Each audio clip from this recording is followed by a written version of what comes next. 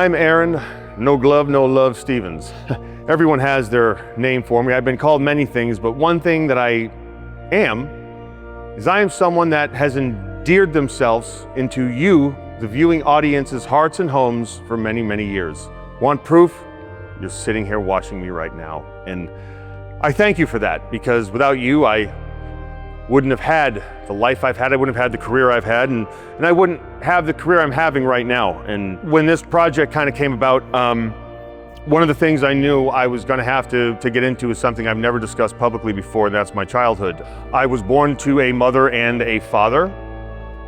My mother and my father are still married to this day. I haven't spoken to them in a while.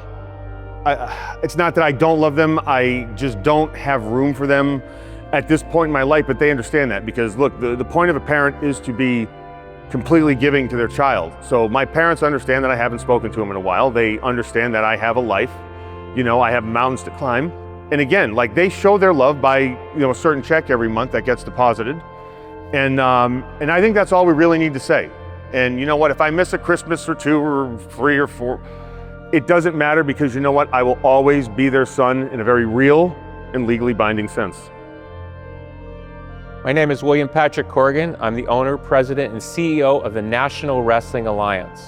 The thing is no one in the world is probably more responsible for the terror that Aron Stevens has unleashed on this earth than I. If we're gonna really get deep, anyone knows me, they know my affinity for horse racing and being a resident of Louisville. And wrestling's been good to me, but the one thing that I've always wanted to be, and I mean, of course, right? Like, you'll never be a jockey, you're too big, Well, the problem is, when I'm 9 years old and you're telling me this, I'm still a child, right? And you will crush a child's dream, but I mean, I was already a stud at 9.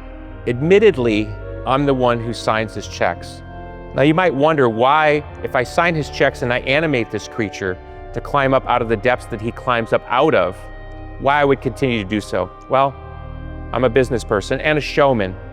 And in that way, Aron is good for business. I hate to say it. He's been with the National Wrestling Alliance, at least the Lightning One era, since I took over this company. And he's just good for business. The trauma in my life, I was never able to get on that horse and ride it. So I fell into wrestling instead, because, if I'm too big, I might as well be a wrestler. And of course, yes. Oh, when you're handsome, you're talented, and you can figure it out. I don't think the National Wrestling Alliance would be better without Aron, because it's like a video game, right? You want to defeat the boss at the end of the level. And I'm not saying he's a final boss, but he's like when you first start the game, he's one of those bosses. You need those guys to kind of set up future champions. Closest I'll ever get to the Derby is a mint julep on Millionaire's Row, but never in the race, always in the stands.